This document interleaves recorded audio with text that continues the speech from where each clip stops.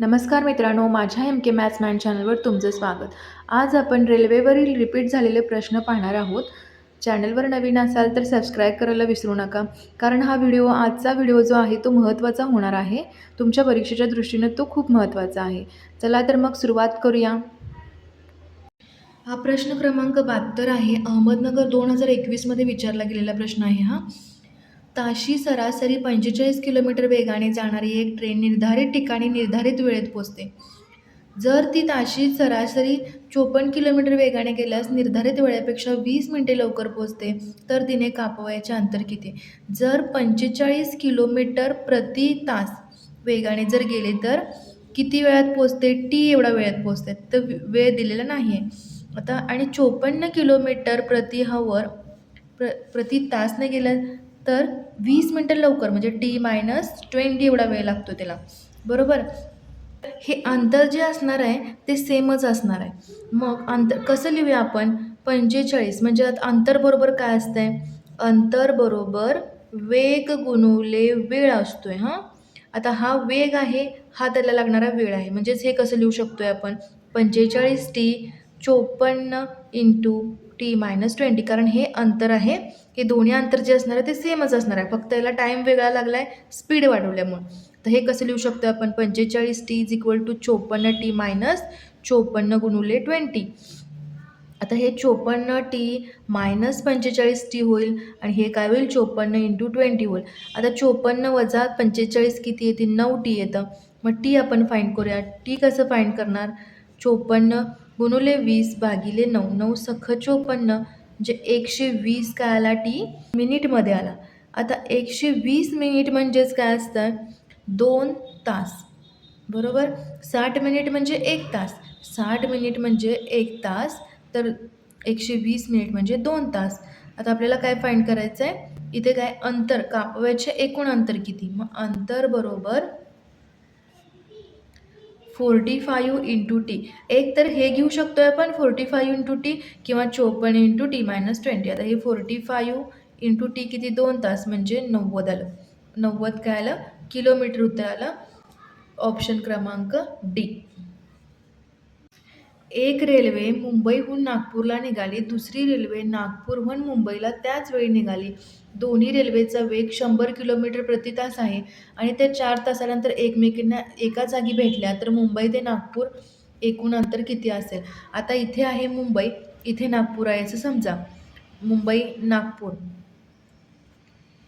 तर दोन्ही रेल्वेचा वेग किती दिला आहे? 100 किलोमीटर पर आवर. याचा पण किती आहे? 100 किलोमीटर पर आवर.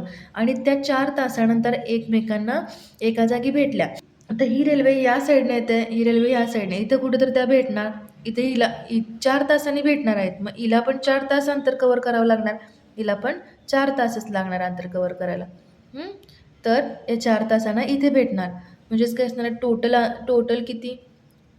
टोटल 4 तासच त्यांना दोघींना लागणार आहे भेटायला. 4 तासात हिने एवढं अंतर कवर केले आणि नागपूर टू मुंबई या रेल्वेनं पण एवढं अंतर 4 तासात कवर केलं आहे.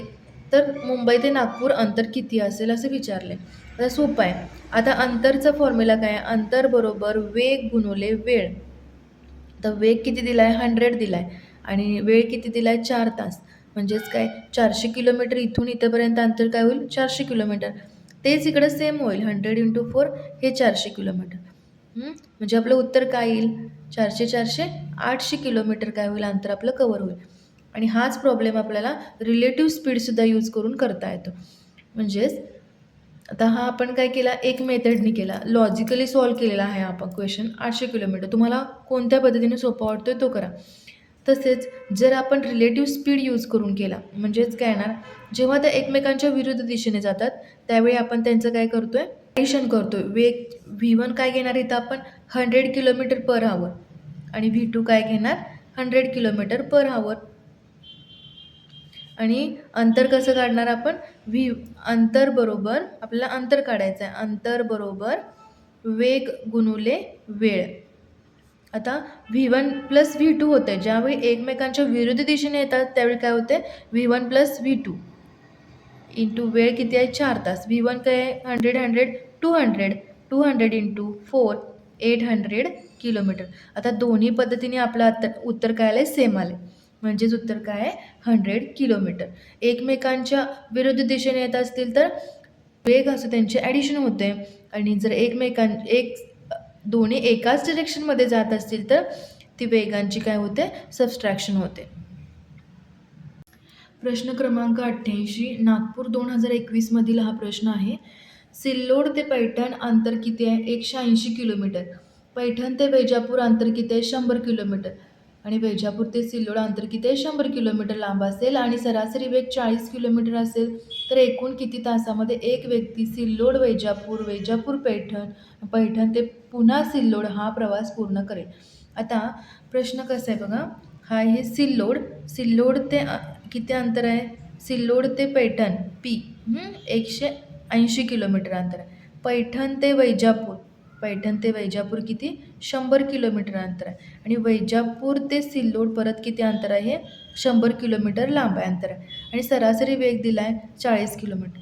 ज्यावेळी सरासरी वेग दिलेला असतो 40 काही, तर त्यावेळी आपण काय फॉर्म्युला आहे, तर किती तासामध्ये एक व्यक्ती सिल्लोड वैजापूर पैठण सिल्लोड हा प्रवास पूर्ण करेल. म्हणजेच वेळ कसा काढायचा आहे आपल्याला, अंतर आणि सरासरी वेग दिलेला आहे तिथे. सरासरी वेग ज्यावेळी दिलेला असतो आहे त्यावेळी काय करायचं, जेवढं अंतर आपण कवर केलं आहे त्यांची काय करायची ॲडिशन. 180 + 100 + 100 डिवायडेड बाय 40 किती येणार आहे, 380 डिवायडेड बाय 40 म्हणजेच किती आलं, 4 9 36 4 25 9.5 हवर्स आलं. आता 0.5चं आपल्याला काय करायचं आहे, मिनिटात कन्व्हर्जन करायचं. त्यावेळी काय करायचं, 0.5 × 60 म्हणजेच काय आलं, 30 मिनिट्स आपल्या येते उत्तर. म्हणजेच काय 9 तास 30 मिनिट असं आपलं काय आलं उत्तर आलं आहे. पर्याय क्रमांक 1. 130 आणि 110 मीटर लांबीच्या 2 ट्रेन एका दिशेने जात आहेत. वेगवान ट्रेन दुसऱ्या ट्रेनला पूर्णतः पास करण्यासाठी 1 मिनिटाचा अवधी घेते. जर त्या दोन्ही ट्रेन विरुद्ध दिशेने जात असतील तर एकमेकींना पूर्णतः पास करण्यासाठी 3 सेकंद घेतात. तर वेगवान ट्रेनचा वेग किती. आता आपण काय घेऊया, वेगवान ट्रेनचा वेग काय घेऊया, V1 घेऊया. आणि दुसऱ्या ट्रेनचा वेग काय घेऊया, V2 घेऊया. आपल्याला V1 काढायला सांगितलं आहे. आता ज्यावेळी ट्रेनची लांबी दिलेली असते त्यावेळी ट्रेननं काय केलेलं असते, त्याच्या लांबी इतकं डिस्टन्स कवर केलेलं असते. डिस्टन्स म्हणजेच काय, अंतर बरोबर काय येणार, 130 इथं आहे 130 आणि 110 मीटर लांबीच्या 2 ट्रेन, 130 आणि 110 म्हणजेच किती आलं, 240 मीटर काय असणार आहे आपलं अंतर असणार आहे. आता पुढे बघा काय दिलं आहे, वेगवान. आता ह्या 2 ट्रेन काय दिल्या, 2 ट्रेन एका दिशेने जात आहेत. म्हणजेच ही वेगवान ट्रेन V1 या स्पीडनं चालली आहे आणि ही दुसरी जी आहे ती V2 या स्पीडनं चाललेली आहे. तर दुसऱ्या ट्रेनला पूर्णतः पास करण्यासाठी 1 मिनिटाचा अवधी घेते. म्हणजे ही वेगवान ट्रेन V1 जी आहे याला पूर्ण पास करण्यासाठी 1 मिनिटाचा अवधी घेते. म्हणजे वेळ किती आला, 1 मिनिट. ओके, 1 मिनिटाचा अवधी घेते. आता इथं सेकंदमध्ये उत्तर आहेत म्हणून काय घेणार, 1 मिनिट म्हणजे काय घेणार तुम्ही, 60 सेकंद घेणार. ओके, आता रिलेटिव्ह स्पीड काढायचा आहे याचा.